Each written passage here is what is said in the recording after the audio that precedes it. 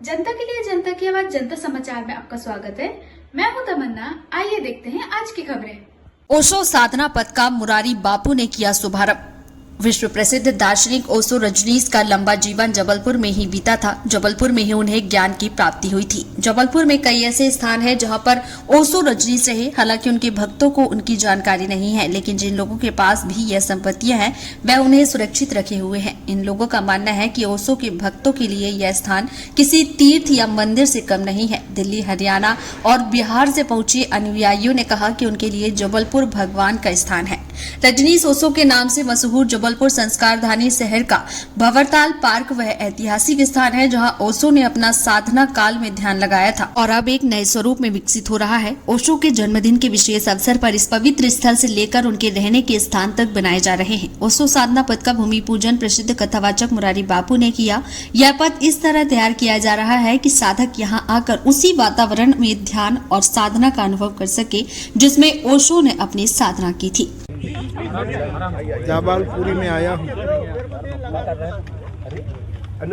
जो आज इन दिनों में जबलपुर से प्रसिद्ध है। और बाबू जी, आज आपको जबलपुर आप आए हुए हैं, ओशो को आपने किस तरह से समझा है और क्या कहें? नहीं, मैं तो राम कथा लेकर आया, हर जगह राम कथा लेकर जाता हूँ और राम कथा के साथ दुनिया भर के महापुरुषों के विचार प्रस्तुत करता हूँ, लेकिन मेरा मूल राम कथा है। तो ओशो के विचारों को भी मैं साथ साथ प्रस्तुत करता हूँ और ये योग बन गया कि ओशो के जन्म महोत्सव पर यहाँ हूँ, तो मुझे अच्छा लग रहा है। और नगर निगम ने और हमारे मेयर साहब ने और यहाँ के जो वरिष्ठ गण हैं, आपने इस ओशो ट्री, इस ओशो के वृक्ष को, जहाँ ओशो को प्रकाश प्राप्त हुआ था, उसको इतना संभाला है, उसको ठीक ढंग से उसकी व्यवस्था की है। इसलिए मैं धन्यवाद देता हूँ, प्रसन्नता व्यक्त हूँ। और एक संदेश और कहूँ कि किसी महापुरुष को किसी वृक्ष के नीचे जब प्रकाश प्राप्ति होती है तो वो वृक्ष भी प्रकाशित हो जाता है। केवल महापुरुष ही प्रकाशित होता नहीं, वृक्ष भी। जैसे कि बोधि वृक्ष, भगवान बुद्ध को जिस बोधि वृक्ष के नीचे प्रकाश हुआ, वो बोधि वृक्ष भी बुद्ध के द्वारा प्रकाशित हो गया। तो ये संसार को बहुत प्रेरणा देगा। और ओशो पथ का नाम दिया, वो भी बहुत सराहनीय है।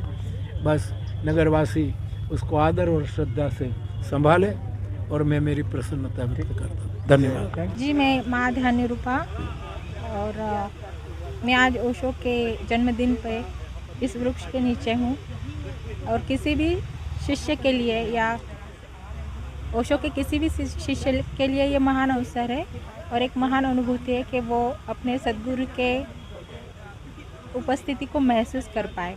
और मैं ओशो की नगरी जबलपुर में हूँ अभी, ये मेरा सौभाग्य है और मैं मानती हूँ कि ये ओशो के ही ब्लेसिंग है इस दिन मैं यहाँ पे हूँ।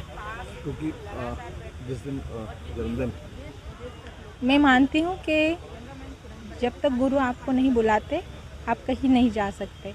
तो आज मेरे मास्टर ने मुझे बुलाया, इसलिए इस दिन मैं यहाँ पे उपस्थित हूँ, इस वृक्ष के नीचे उपस्थित हूँ। के आने के बाद और भी इसका महत्व बढ़ जाता है। क्या आज योगदान रहा? देखिए, जबलपुर के लिए सौभाग्य का विषय है। संस्कारधानी के साथ साथ ये धर्मधानी भी है। मुरारी बापू जी का जबलपुर आना और राम कथा करना एक अद्भुत बात है और हम सब के लिए सौभाग्य की बात है।